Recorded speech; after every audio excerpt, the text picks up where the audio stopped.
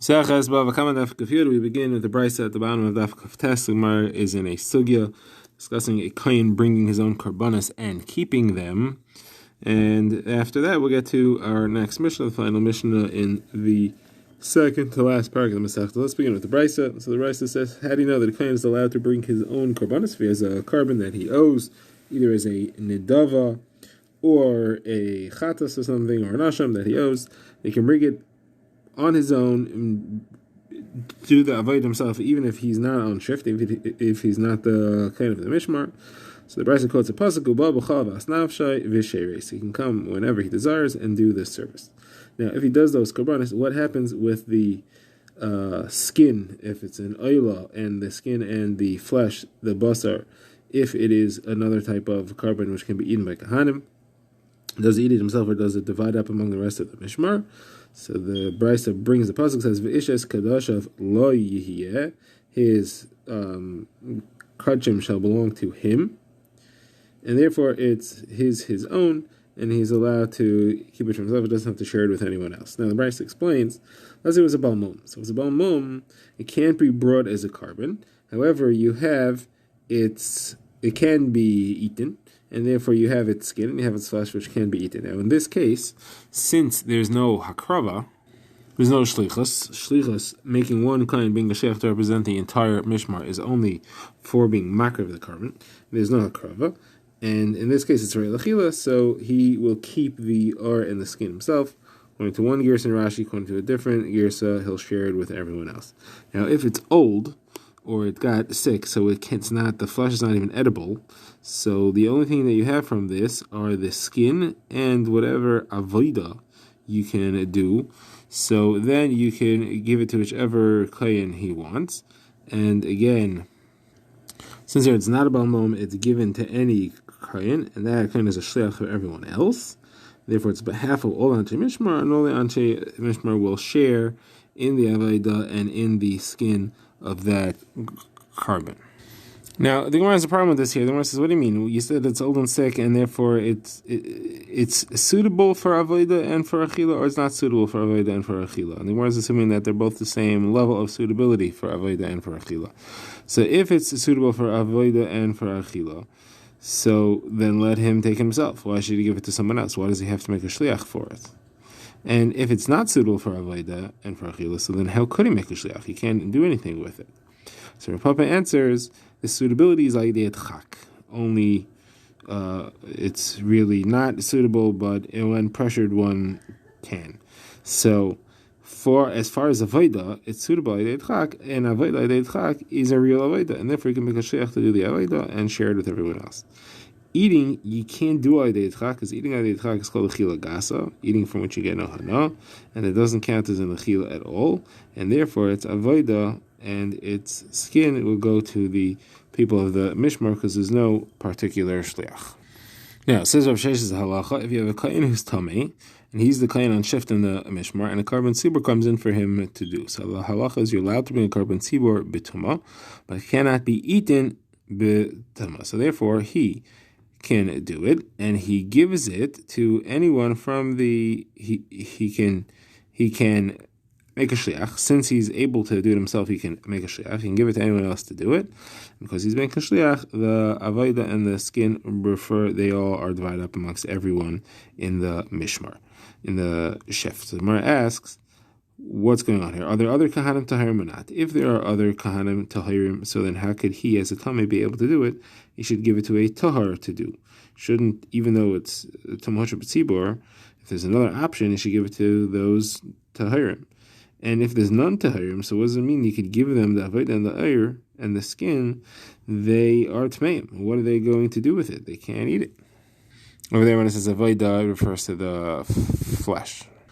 Rava answers are bali mumin tahirim, and therefore they can't do the avodah because they're bali mumin, but they are tahirim and they are allowed to eat it.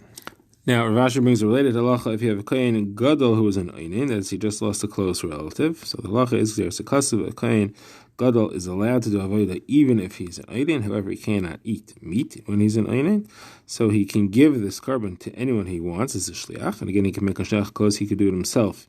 He's empowered to make a shliach, and the avodah, meaning the The asar and the skin go to all the people of the mishmar, divided up evenly. Says Gemara, what's the chiddush? We learned it's mafurish. It says a kohen gadol can be makav a carbon as an einin. He cannot eat it, and he cannot give it out in the evening. So says the Gemara, what's the chiddush? My answer is you may think that was only a kohen gadol has a special allowance to be makarev, but to make a shliach, that we didn't say here in that brisa. And who says he has a special heter to make a shliach? Kamash malan that he can. Now begin the next and final Mishnah, and this goes back to the sugya of someone who stole from a ger who has no inheritors. So the Mishnah says to somebody who steals from a ger, and he swears, and then the ger dies, so he has to return it to him. Is a mitzvah hashava. However, the ger has no inheritors because the ger is cut in shenai ladami. So what's he supposed to do with it? So the Mishnah says he takes the keren, the thing he has to return, plus an extra chaimish that he has to give him a fifth of the value as a penalty for swearing falsely, and he brings it to the Kahanim in Yerushalayim. And of course, he also has to bring a korban asham for the false shua that he brought, and brings that to the mizbeach. What's the source for this? So the Mishnah brings a pasuk, and we've seen this before. It says, "V'im ein la'ish gayel," if the man has no inheritor, l'hashav ha'asham elif, to return the stolen property to him, ha'asham amushu l'Hashem la'koyin, then it's returned to Hashem, and from there it's given to the koyin. Milvad el ha'kipur masher yichaper bay. Besides, for the korban asham that the gazlan has to bring and give to the koyin, he also has to give this money to the koyin.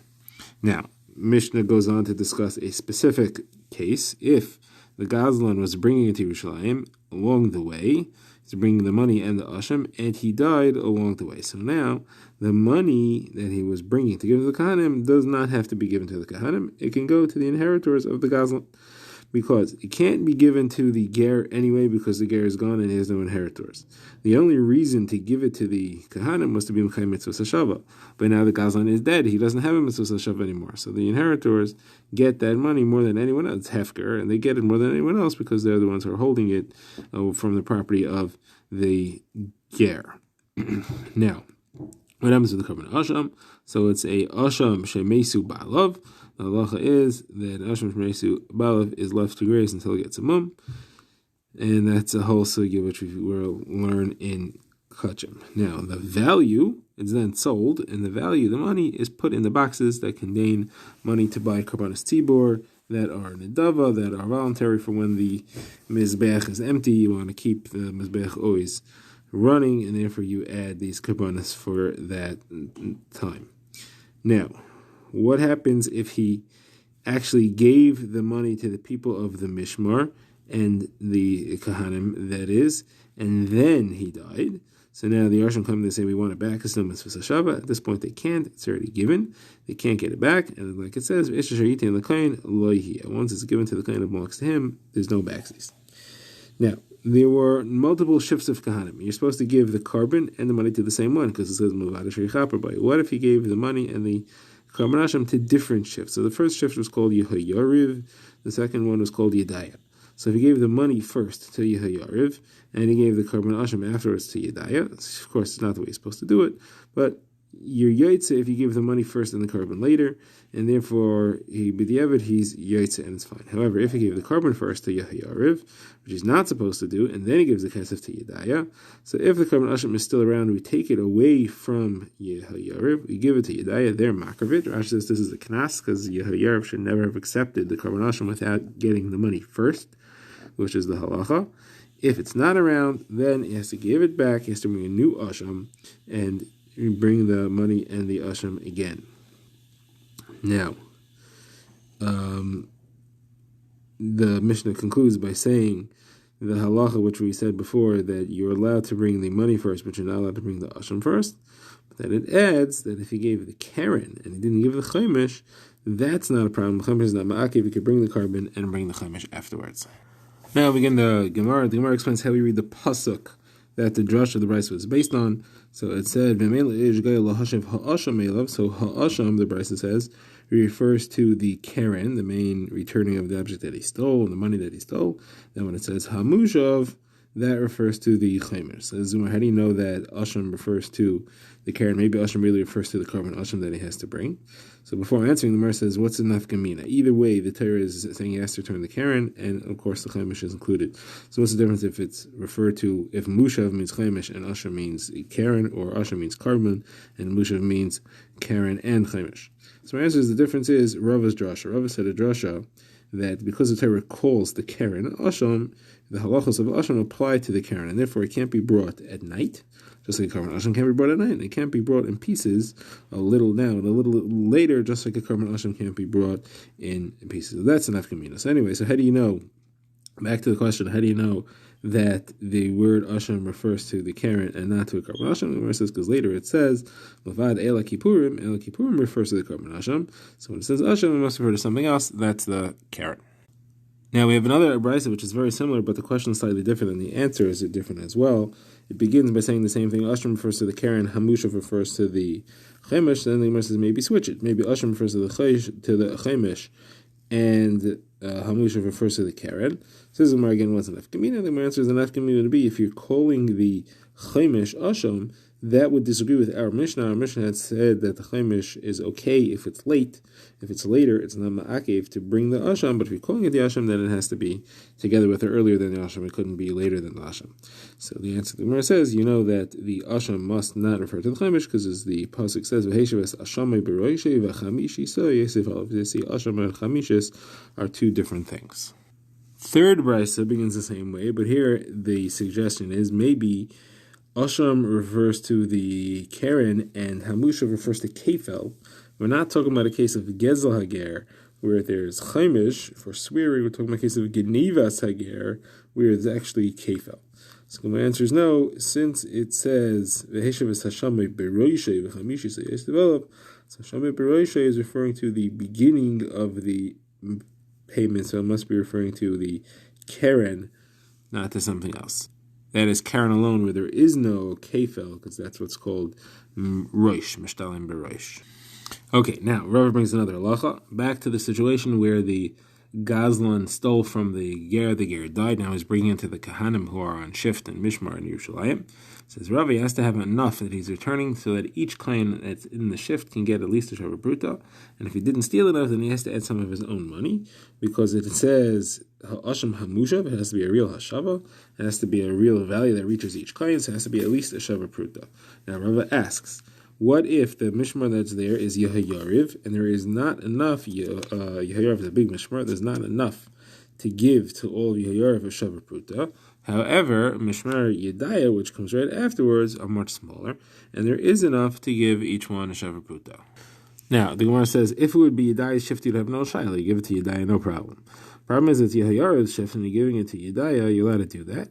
Do you say it's not his shift, so you didn't accomplish anything? Or do you say, since there's not enough to give to Yehayariv, it's really supposed to go to Yedaya all along, therefore that's the correct shift. So the Gemara leaves it as a teiku. Now, Rav asks the Shaila, what if there's not enough in one carbon, in one Gezel Ger that's being brought, but there are multiple Gezel Gers coming in at the same time? Can they each say that we'll take a bigger piece, but not of each one? So, for example, half the Kohanim in the Mishmar will divide up one Gezel Ger, the other half will divide up the other Gezel Ger. They won't each get a piece of every Gezel Ger, and in this way, they each get a Shavah Pruta from the Gezel Ger that they are receiving. So, can you do that or not? So the Gemara says, the question is, how much is it like an Ashram? We said before, it's called an Ashram. How much is it like an Ashram? In an Ashram, you cannot do that. You can't have one group of Kahanim divide up a carbon Ashram and other ones divide up a carbon Mincha. Everyone has to divide everything. So is that the same thing here? Or is it different because it's money? And therefore money can be evenly split amongst different groups in uneven amounts. So the Gemara answers, since the Torah calls it an Ashram, it has to have the halachos of an asham, and it has to be split up just like an asham amongst everyone. Rav Acha Rava brings this explicitly in the name of Rava. Kohanim cannot split it up to have one group of Kohanim split one Gezel Ger and a different group split a different Gezel Ger. The reason is because the Torah calls it an asham. The Gemara now introduces a Shaila. Rava asks, when the Kohanim receive the stolen object from the ger, from the Gazlan, that is the object that the Gazlan stole from the Ger, they give it to the Kahanim receive it. Are they inheriting it in place of the Ger, inheriting it as if they're inheritors of the Ger, or are they receiving a gift from Shemayim? This is what's an Nafkamina. The Gemara gives two different approaches. The first approach to the Nafkamina is if the stolen object was Chametz and Pesach came and made it valueless, like the dirt of the ground. So if you see the Yarshin, okay, so they inherit whatever it is, the object as it is, that's what they got. So they got Chametz, which the Ger would have had returned to him. The Gazlan, had the Ger been alive, would have been able to say Reishel Chalafanecha, and now instead that goes Reishel Chalafanecha to the Yarshim, and the Kahanim are the Yarshim. So they take that and that's all they get. However, if it's a Matana, so it has to be a Matana, it has to be something that has value. Dirt of the ground is not a Matana. So that's the first version. Rav Zeiri says, the Gemara says, no, because even if it was Matana, it would still be the very object. This is a matana. The matana is whatever it is. You can't demand, who says matana has to be a specific value or a valuable thing at all. So the nafkamina he says is where the shaila is if it's chayv and meiser. So let's say the kohen received 10 animals as the repayment for the Gezal Hager, and none of them have had Meiser Behema taken from them yet. So the halacha is, if it's a Yerusha, you have to take off Meiser Behema. If it's something you bought, you don't have to take off Meiser Behema. And the same thing applies to Matana. So if it would be a Matana, you wouldn't have to take Meiser Behema. If it would be a Yerusha, you would have to take Meiser Behema. That's the Shaila, is the money Kahanim is receiving a Yerusha or a Matana. So we have a raya that it is a Matana from a Brisa that lists the 24 Matanes that Kahanim receive, and it is one of them. So let's see the rice in full. The rice says 24 matanas were given to Aaron and his sons. All of them were given in a klal prat klal. That is the pasuk describing them first as the chol kachim b'nei yisrael nisunim l'mashcha. That's a generalization. That's a klal. Then it lists all of them. That's the prat. And then afterwards, as a klal again, it says v'chol trumas hakachim. Now, right afterwards, it says bris melach olam hu, and that lists the bris melach, the covenant of salt that is on every carbon. So that's Gemara Drasha. Anybody who brings the 24 manas kahuna, it is as if he fulfills the entire Torah which is given in a nidrash and klal prat klal, as if he brought other karbanas that have bris melach. Anybody who is over on the 24 manas kahuna, as if he violates the entire Torah, klal prat klal, and the entire bris melach. And this is the list: 10 in the Beis Hamikdash, 4 in Yerushalayim, and 10 in Eretz Yisrael. 10 in the Beis Hamikdash are chatas behema, chatas oif, and asham vadai, asham tolei. Zivche Shalmei Tzibor, that's Karbanas Shlamim of the Tzibor, Aleg Shemen of Matzaira, the leftover of a carbon ha'omer, that's the carbon mincha of the carbon ha'omer, the Shtei Alechem HaTshuas, the Lechem HaPanim, Shirei Menachas, the leftovers of all the other minchas after the Kmitza, that's the 10. 4 in Yerushalayim are B'chaira, that's brought to Yerushalayim, Bikurim brought to Yerushalayim, that was taken off of a carbon taida, and the carbon of the ale for the Nazirim. Now, and the iris kacham, the skins of the karbanas. Now, the 10 that are in Eretz Yisrael is trumas meiser, that's what's taken off of the Levi's meiser, chala, reishis hagez, first of the wool shearings, matanes upidin haben. Then you have pidin petachamar, firstborn of the donkey, stei achuza, an inherited land, and stei charamim, and gezel hager. So the last one is gezel hager, and that you see therefore it's matana. It's on the list of the manas kahuna. When I refers back to the Mishnah, we see the next line that if the money was given to the Gehanim and then the Gazlan died, the Yarshim can't get it back afterwards. Says Abaye, you see from this that the money is a kapara. The giving of the money is mechaper for the Gazlan. Why? Because if it's not a kapara, then it should go back to the Yarshim, because the understanding with which the Gazlan gave it to the Gehanim is so that it should work. Not for no reason. If he's going to die, he would have never wanted to give it. So therefore, it must be that he didn't want to give it because he needs that kapara. So otherwise, he would have never had in mind, it wouldn't be chal. So says the Gemara, is that true? Anytime you give something that was the halacha, if you didn't have if something plays out that you would have known, you never would have given it, it's canceled. So what about somebody who sets aside an animal as a carbon chatzas and then he dies? So the halacha is that it's the misa. So why don't you say that it goes back to being chulin? Because he was only mekadesh it as chulin. He was only makdash it as chulin with intent to bring it as a carbon. Had he known it would never get to be a carbon, it would end up being destroyed, he never would have been makdash it. So the kedusha should go off. Versus no, it's a difference. Xeris Akasiv that says Chatas Shemesu Baleo, it goes Libisa. It's Xeris Akasiv. So that's what the Torah says. There's no negotiating that. This is okay. Well, what about an asham that its owner had died? Let that go to chulin. Why does it have to graze until it gets a mum? Same thing. Say he never intended for this to become a kaddish under those circumstances. So that's also a halacha mishmisina. Halacha mishmisina says that anything which is, if it would be a chatas, it would be mesa. If it's an asham, it stays to graze until it gets a mum. So it says the Mata, okay, so what about a Yavama who married a man? Then she falls to his brother who's a terribly disfigured mukashchet. So she should not need chalitza because the original kedushin was on the understanding that she wasn't going to fall to yibum to him. He never intended to be mekadesher if she was going to fall to yibum to this mukashchen. So where it says no, the Chazal, the Chachamim know that she did have in mind. She was happy to be mekabel kedushin on the risk that she was going to fall to him, but she really wanted to marry the first guy, and it was only a suffix that she would fall to the second guy. Because most likely it wouldn't happen. Like Rish Lakish says, it's better to sit two together than to sit alone, meaning that a woman always wants to get married.